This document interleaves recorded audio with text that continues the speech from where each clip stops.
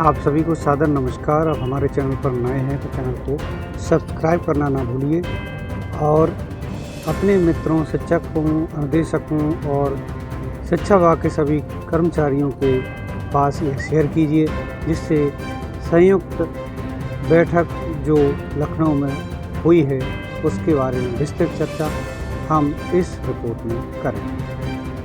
शिक्षक, शिक्षा मित्र, अनुदेशक, कर्मचारी संयुक्त मोर्चा उत्तर प्रदेश के समस्त घटक संगठनों की एक आपात बैठक समस्याओं के समाधान हेतु महानिदेशक कार्यालय में आहूत की। बैठक में प्रमुख रूप से संयुक्त मोर्चा के संयोजक मंडल प्रदेश अध्यक्ष जूनियर शिक्षक संघ योगेश त्यागी, प्राथमिक शिक्षक संघ अध्यक्ष सुशील पांडे, विशिष्ट बीटीसी प्रदेश अध्यक्ष संतोष तिवारी, प्रदेश सचिव संयुक्त मोर्चा दिलीप चौहान, टीएसटीसी अध्यक्ष विवेकानंद, शिक्षा मित्र संघ के महामंत्री सुशील यादव, हरिनाम सिंह गटेवा से विक्रमादित्य मौर्य, वरिष्ठ उपाध्यक्ष मंगेश यादव, विश्वनाथ मौर्य, सुदेश पांडे, अनुदेशक संघ रणविजय सिंह, जिलाध्यक्ष जूनियर संघ प्रभाकांत पंकज, अवस्थी मंडल महामंत्री लखनऊ आदि उपस्थित रहे। आज के मैराथन बैठक में संयुक्त मोर्चा के मांग पत्र पर मुख्य सचिव महोदय के निर्देश के क्रम में महोदया व उनके अधीनस्थ शिक्षा निदेशक से एक बिंदुवार विधिवत चर्चा हुई और महानिदेशक महोदया ने एक बिंदु को ध्यानपूर्वक सुना और उस पर परिचर्चा भी की।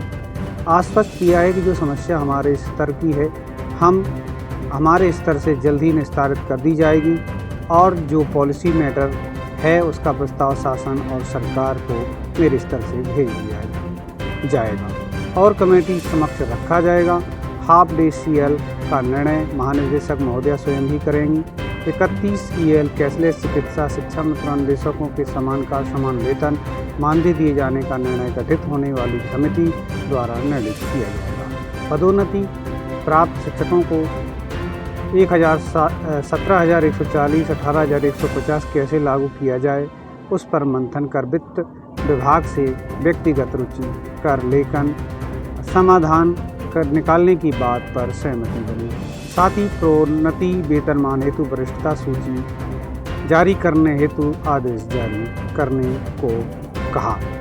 शिक्षा मित्रों एवं अनुदेशक के संघ के प्रतिनिधियों द्वारा स्थानांतरण की बात कही गई, जिस पर महानिदेशक महोदय द्वारा कहा गया कि यह मेरे स्तर से हो जाएगा, पत्रावली तैयार है, जल्द निर्णय होगा। मोर्चे ने मांग की हमारे अवकाश तालिका में जयंती व रविवार को पकड़ने वाले अवकाश को भी दर्शाकर समाज में शिक्षकों को ज़्यादा अवकाश मिलने के लिए बदनाम किया जाता है। ऐसे में इन जयंतियों को अवकाश तालिका से हटाया जाए और इस पर महोदया ने सहमति दी। साथ ही ऑनलाइन डिजिटल उपस्थिति संबंधित में 2 माह की बाध्यता नहीं लगाई गई है। महानिदेशक महोदया ने स्पष्ट रूप से अवगत कराया है कि अग्रिम आदेश तक स्थगित कर दिया गया है। साथ ही यह आश्वस्त किया है कि छात्रों की डिजिटल उपस्थिति यदि शिक्षक देना चाहें तो दें, परंतु बाध्यता नहीं है। यदि किसी जनपद से BSA द्वारा कार्रवाई की धमकी दी जाती है तो तत्काल संगठन के माध्यम से अवगत कराएं। अन्य रजिस्टर डिजिटल पर उन्होंने कहा कि वह एक बार ही करने पर नेटवर्क का भी कोई मतलब नहीं है। अनुरोध है कि वह DBT की भांति कर लें तो अच्छा रहेगा, परंतु मोर्चे के सहमति नहीं थी। अंतर जनपदीय स्थानांतरण दिसंबर के अवकाश में करने हेतु आश्वस्त किया तथा भारंग व्यवस्था का भी पुनरावलोकन करने की बात कही। आज की बैठक पर जल्द ही कार्यवृत्ति जारी होगी। साथ ही यह भी तय हुआ है कि शासन स्तर पर गठित समिति में संयुक्त मोर्चा के प्रतिनिधियों को भी शामिल किया जाएगा। बैठक सकारात्मक रही, परंतु संयुक्त मोर्चा के संयोजक मंडल ने यह निर्णय लिया कि कार्यवृत्ति प्राप्त होने के उपरांत ही घोषित कार्यक्रम पर कोई निर्णय लिया जाएगा। घोषित 29 जुलाई के कार्यक्रम को स्थगित नहीं किया गया है, वह कार्यक्रम यथावत रहेगा। प्रदेश के वैसे शिक्षकों के मान सम्मान के लिए समझौता नहीं किया जाएगा और न ही भविष्य में कोई बिना समझौते के फैसला किया जाएगा। यह सादर योगेश त्यागी, प्रदेश अध्यक्ष संयोजक शिक्षक, शिक्षा मित्र, अनुदेशक कर्मचारी संयुक्त मोर्चा उत्तर प्रदेश के माध्यम से सूचना दी गई है। और साथियों, आज शिक्षा मित्र संगठन से सुशील यादव, उत्तर प्रदेश प्राथमिक शिक्षा मित्र संघ आज की बैठक में सम्मिलित रहे, जिन्होंने खुद अपने वक्तव्य दिया है। क्या कुछ वक्तव्य दिया है हम आपके सामने प्रस्तुत करते हैं। आइए सुनते हैं वह रिपोर्ट। बना था लेटर पैड, उस पर बिंदुवार मांगे लिखी थी आदरणीय योगेश त्यागी जी ने और आदरणीय सुशील पांडे जी ने।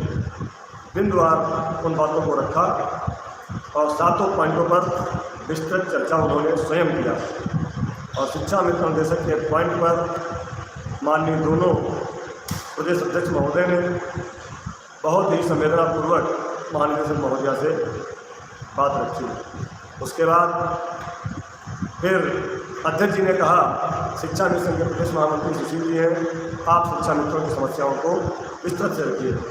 मैं धन्यवाद दूंगा महानिदेशक महोदया का और आदरणीय अध्यक्ष जी का। उन लोगों ने हमारी बात रखने के साथ साथ मुझे भी इसके लिए बोलने के लिए मौका दिया और लगभग 7 से 8 मिनट तक हमने बिंदुवार अपनी समस्याओं को रखा। जो हमने अलग से एक मांग पत्र तैयार किया था, उस मांग पत्र में संयुक्त मोर्चे के साथ साथ अलग से एक मांग पत्र हमने दिया है महानिदेशक महोदया को। मैं आपको पढ़कर सुनाना चाहता हूँ। सेवा में श्रीमान महानिदेशक स्कूल शिक्षा, उत्तर प्रदेश, निशादगंज, लखनऊ।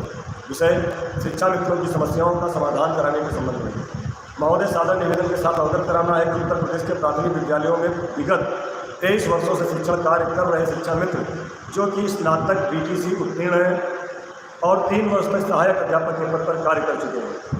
महंगाई के इस दौर में शिक्षा मित्रों को मात्र 10,000 रुपये 11 माह का ही मानदेय मिल रहा है, जिससे शिक्षा मित्रों के परिवार का पालन पोषण नहीं हो पा रहा है। इस कारण उत्तर प्रदेश के शिक्षा मित्र आर्थिक एवं मानसिक रूप से परेशान होकर आत्महत्या जैसे प्राणघातक कदम उठा रहे हैं। महोदय, श्रीमान प्रमुख सचिव बेसिक शिक्षा के निर्देशन में श्रीमान निदेशक महोदय की अध्यक्षता में एक कमेटी का गठन दिनांक 14 नवंबर 2023 में किया गया था। उक्त कमेटी ने कई बैठक करने के उपरांत अपना प्रस्ताव शासन को दिया था। उसके बाद की प्रक्रिया आदर्श चुनाव आचार संहिता लगने से रुक गई थी। अतः आपसे विनम्र निवेदन है कि शासन में कमेटी द्वारा भेजे गए प्रस्ताव को शीघ्र लागू कराने की कृपा करें, जिससे शिक्षा मित्रों की निम्नलिखित समस्याओं का समाधान हो सके। अब समस्याएं क्या क्या हमने लिख करके दिया है वह भी सुन लीजिए। कोई भी कन्फ्यूजन, कोई भी मिस्टेक आपके मन में न रहनी चाहिए। ग्रुपों में बहस करने से अच्छा है आप सीधे हमसे बात कर लिया करें। हम आपको बता देंगे कि हमने कौन कौन सी बात वहाँ पर की है। आप ग्रुप में लिख देते हैं और एक ग्रुप में 700 से 800 शिक्षा मित्र साथी होते हैं और वो परेशान हो जाते हैं। हम लोग शिक्षा मित्र साथियों का हक दिलाने के लिए निकले हैं और शिक्षा मित्र साथियों के लिए काम कर रहे हैं। कहीं ऐसा ना हो आपके इस तरह के कमेंट से शिक्षा मित्र साथियों को तकलीफ हो। इसलिए जो भी लोग ग्रुप में उल्टे सीधे कमेंट करते हैं उनसे मेरा विनम्र आग्रह है कि आप लोग सीधे हमसे आदरणीय अध्यक्ष जी से बात कर लिया करें। उसके बाद ग्रुप में कोई नकारात्मक टिप्पणी किया करें। जब आपको पूरी जानकारी हो, जब आपके पास कोई सबूत हो, जब आप साथियों कुछ समस्या थी जिससे हमारा आपका संपर्क कट गया था। जो समस्याएं हमने लिख करके दिया है वह भी आप सुन लीजिए। ये पत्र है, ये तो माननीय मुख्यमंत्री जी के नाम है, लेकिन DG महोदया के नाम हमने पत्र जो दिया है उसमें ये समस्याएं नीचे लिख करके हमने दिया है, जिसमें नंबर 1 पर एक समस्या है, वर्तमान में महंगाई को देखते हुए अन्य राज्यों की भांति शिक्षा मित्रों को समान कार्य समान वेतन या स्थायीकरण करते हुए मानदेय ही दिया जाए। क्योंकि समान कार्य समान वेतन दे दीजिए या हमें स्थायी कर दीजिए और समान कार्य समान वेतन मानदेय दे दीजिए। क्योंकि लोग कहते थे कि समान कार्य समान वेतन नहीं मिलेगा, इसलिए इसमें थोड़ी सी चीज़ संशोधन की गई है कि अगर समान कार्य समान वेतन देने में कोई समस्या आ रही है तो अन्य राज्यों के बाद हमको महंगाई को देखते हुए समान स्थायीकरण करते हुए हमको मानदेय ही स्थायीकरण का दे दिया जाए। ये नंबर 1 की मांग हमने रखी है। नंबर 2 पे मूल विद्यालय से वंचित शिक्षा मित्रों को पुनः मूल विद्यालय आबलिक इसमें ऑप्शन हमने दिया है, उनकी ग्राम पंचायत के अन्य विद्यालय में समायोजित करने की अनुमति प्रदान करें। यदि हमारा कोई पुरुष साथी अपने मूल विद्यालय जाना चाहता है और वहाँ पर हमारी महिला बहन अपने ससुराल आ चुकी है और वहाँ पर शिक्षा मित्र का पद खाली नहीं है, तो उस ग्राम पंचायत के दूसरे विद्यालय में शिक्षा मित्र साथी को जाने के लिए ऑप्शन देने की कृपा करें।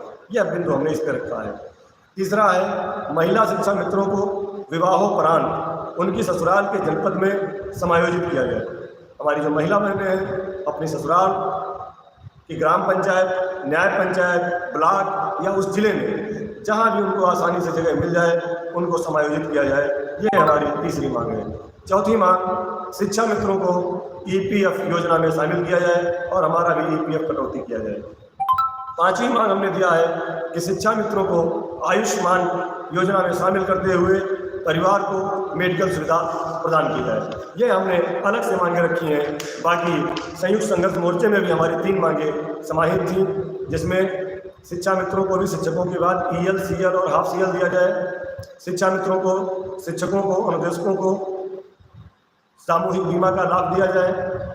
शिक्षक, शिक्षा मित्र, अनुदेशकों को मेडिकल लीव दिया जाए। ये हमारी सामूहिक मांगे थी और ये हमारी पर्सनल मांगे थी। इन मांगों को लेकर आज 7 से 8 मिनट तक मैडम से वार्ता हुई है।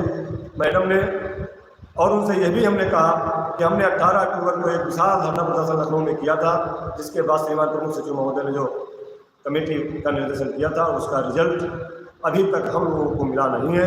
कृपया करके उस कमेटी का जो प्रस्ताव था उसको पुनः सरकार के पास भेजने का कष्ट करें, जिससे हम सभी शिक्षा मित्र साथी अपना जीवन यापन सही से कर सकें। साथियों, महानिदेशक महोदया ने गंभीरता से हमारी बात आज सुनी है। पहले भी वो सुनती थी, लेकिन उनकी वार्ता का दूसरा तरीका होता था।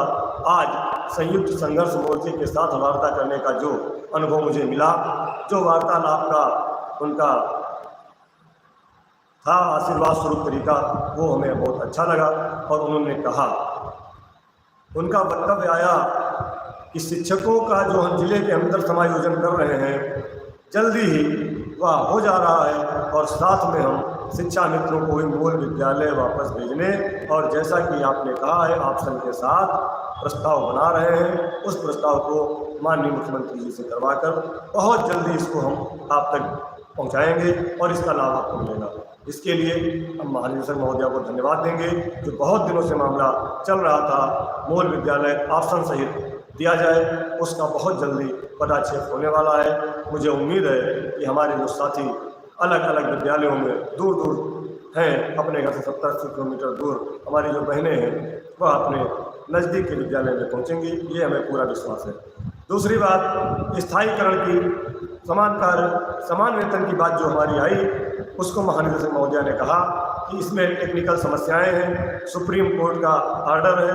उसके बाद इस समस्या को जो टेक्निकल कमेटी बनी है उसमें शिक्षा विभाग के और अन्य वित्त विभाग से लेकर के कानूनी मशवरा के लोग रहेंगे, ये उसमें जाएगा। तब तक के लिए, जब तक इस कमेटी की वार्ता होगी और कुछ होगा, तब तक के लिए हम प्रयास करेंगे कि आपके जीवन यापन और महंगाई को देखते हुए एक उचित मानदेय बढ़ोतरी का प्रस्ताव हम सरकार को भेजेंगे। या उन्होंने आज हमें आश्वस्त किया है कि हमारी दोनों चीज़ों को उन्होंने लिया है। एक तो समान कार्य समान वेतन या स्थायीकरण को टेक्निकल कमेटी में रखेंगे, दूसरा तब तक के लिए हमारे महंगाई को देखते हुए हमारे परिवार के जीवन यापन करने के लिए मानदेय में समुचित बढ़ोतरी का प्रस्ताव सरकार को भेजने के लिए उन्होंने कहा है। और जो आयुष्मान कार्ड योजना की बात है, उन्होंने हमें आश्वस्त किया है कि केंद्र सरकार की योजना है, पैब की मीटिंग होने वाली है। इसी मीटिंग में हम शिक्षा मित्र साथियों, इसी मीटिंग में हम शिक्षा मित्र और अनुदेशकों को हम आयुष्मान योजना में शामिल कराने का प्रयास करेंगे।